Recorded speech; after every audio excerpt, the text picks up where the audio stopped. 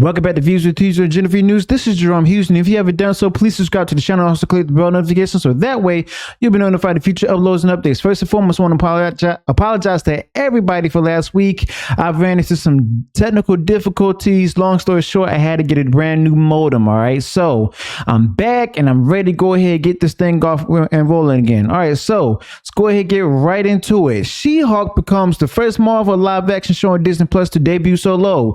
This is coming from thatparkplace.com from Pamela Fitzgerald. Okay, so we all know that this show was going to do good because of the fact that we got more details going out about it. And it's like one day we were like, okay, we finally get a She-Hulk show and everything. But then we realized this is from the Marvel Studios under Disney. Okay, so it's bound to be another disappointment. What happened? It's another disappointment. Okay, so from Cosmic Book News reported, much like Ms.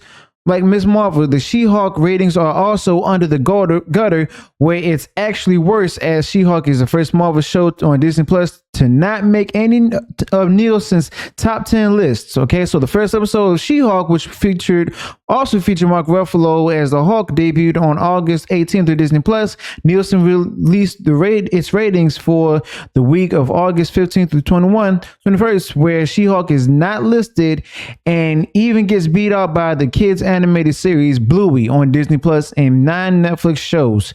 I'm curious, where does this land? Okay, like it didn't make the top 10, so I'm wondering, where did it land? Like, what was the exact number? Okay, was it number 15? Was it 20? Or was it 12? Somewhere in there? I mean, what was it?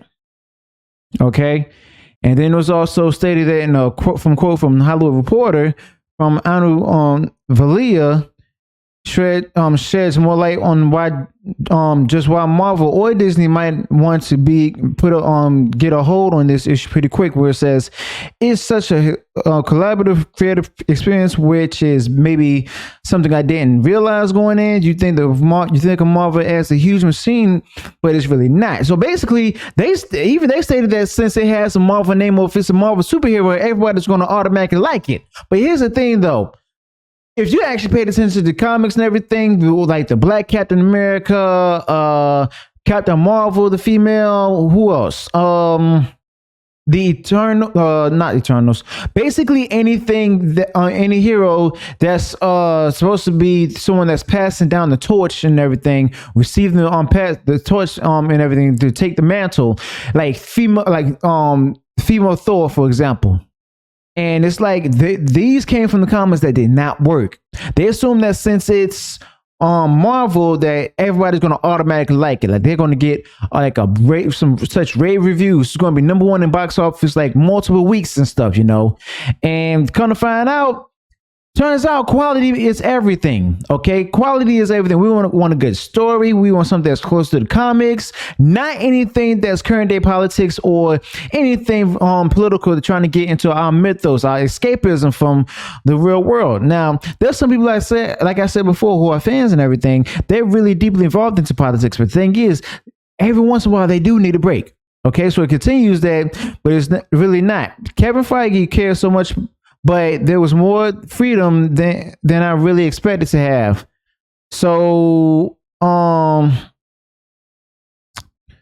they thought that they're gonna have more creative freedom and everything. Okay, so they feel that, you know, that's their way of justifying that, you know, they want to go ahead and interject the political schemes and everything else and identity politics into these shows and movies and everything, just because that it has Marvel, or maybe not just Marvel, maybe even like back then under Ann Sarnoff for the Warner Brothers, if it's DC or Batman, Batgirl, or Supergirl, what else? Star Wars too. As long as it's any of these well-known franchises that we know and love and familiar with, they automatically going to assume that they can just make it any way they want to, and we're still going to love it because of for the nostalgia. Okay, so now they're seeing that they've lost a lot of money. They're still losing money, all because of the fact that it's all their fault. It's not the fans. And what happens? They went on ahead and blame the fans, just like Amazon Rings of Power did. Another example of nostalgia bait. You know, they're trying to get you to reel you in and everything. So some people to get them excited for it, other people to get them angry to watch it, hate watching everything. But come to find out, these are the things that we didn't want. because of the quality that's behind them. Okay, so let me know your thoughts about this whole thing. What do you think? Will She-Hulk be renewed for a second season? How will the ratings fare out? Is it going to get worse before it gets better, or is it going to be worse altogether? Because that's my thoughts right there. It's just going to be worse altogether. Okay, go woke. Go broke. If you haven't done so yet, please subscribe to the channel. Also click the bell notification so that way you'll be notified of future uploads and updates. If you also enjoy what I shared in this video, go ahead and smash that like button and also share this video up everywhere.